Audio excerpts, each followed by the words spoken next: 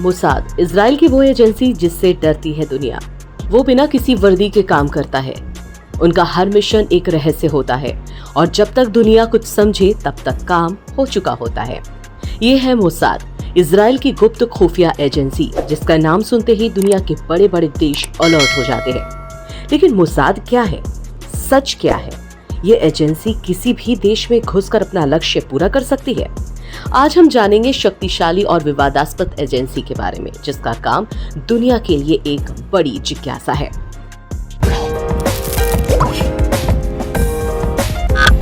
Nineteen 1948 में Israel में एक नया देश बना था। उस वक्त चारों तरफ से दुश्मन देश इजराइल को खत्म करने के लिए तैयार थे।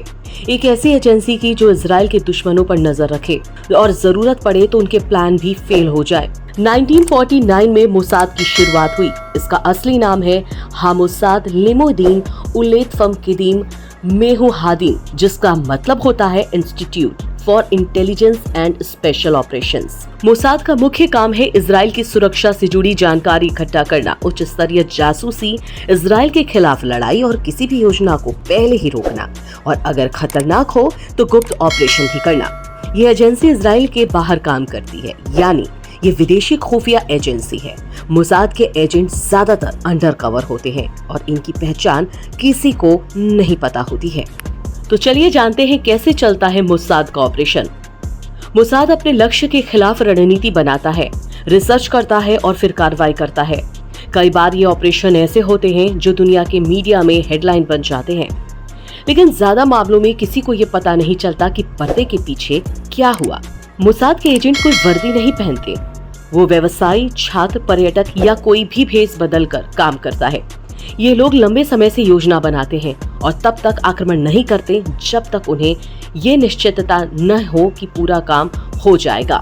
चलिए जानते हैं इसके कुछ खास और प्रसिद्ध ऑपरेशन के बारे में। ऑपरेशन रेथ ऑफ गॉड 1972 में म्यूनिक ओलंपिक के दौरान 11 इजरायली एथलीटों की हत्या हुई थी, जो कि फिलिस्तीनी समूह ने किया था। इसके बाद इजराइल ने मोसाद को उन सभी आतंकवादियों को ढूंढने और खत्म करने के आदेश दिए। ये ऑपरेशन सालों तक चला, जिसमें मोसाद ने यूरोप और मध्य पूर्व में उनके जिम्मेदार लोगों को टारगेट किया। ऑपरेशन इंतबे 1976 में युगांडा के इंतबे हवाई अड्डे पर हाईजैक किए गए विमान के यात्रियों को बचाने के लिए मोसाद ने इजरायली सेना के साथ मिलकर एक बचाव मिशन किया था। ऑपरेशन फिनाले 1960 में एडोल्फ ईचमैन एक टॉप नाजी ऑफिसर था, जो नरसंहार जैसी घटनाओं का मास्टरमाइंड था। वर्ल्ड वॉर के बाद अर्जेंटीना में छुप कर रह रहा था। दुनिया उसे भूल चुकी थी, लेकिन मोसाद नहीं। 1960 में मोसाद के एजेंटों ने महीनों तक जांच की, उसकी पहचान की पुष्टि की और फिर अर्जेंटीना जाकर गुपचुप तरीके से उसका अपहरण किया। उसके बाद चुपचाप इजराइल ले आया गया, जहां उस पर ट्रायल हुआ और फिर उसे फांसी दी गई। यह ऑपरेशन दुनिया को दिखाने के लिए काफी था कि मोसाद का जस्टिस टाइम या बॉर्डर नहीं दिखता। विवाद और सवाल। मोसाद की रणनीतियों पर हमेशा सवाल उठते रहे हैं। कोई लोग कहते हैं कि ये एजेंसी अंतर्राष्ट्रीय कानूनों का पालन नहीं करती। दूसरे कहते हैं कि मोसाद की हरकतें कई बार निर्दोष लोगों को भी निशाना बनाती है। लेबनान, सीरिया, ईरान और कई अरब देशों ने मोसाद पर अपने देश के अंदर अवैध गतिविधियों का आरोप लगाया है। कुछ लोग ये भी मानते हैं कि मोसाद सिर्फ इजराइल की सुरक्षा के लिए नहीं, बल्कि राजनीतिक प्रभाव पैदा करने के लिए भी काम करता है। यह आरोप हमेशा गंभीर रहे हैं, लेकिन इजराइल आरोपों पर कभी आधिकारिक प्रतिक्रिया नहीं देता। मोसाद की करंट भूमिका।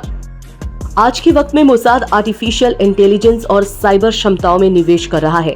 आधुनिक दुनिया में जहां जानकारी सब कुछ है, मोसाद हर नई टेक्नोलॉजी का इस्तेमाल करके अपना मिशन अपग्रेड कर रहा है।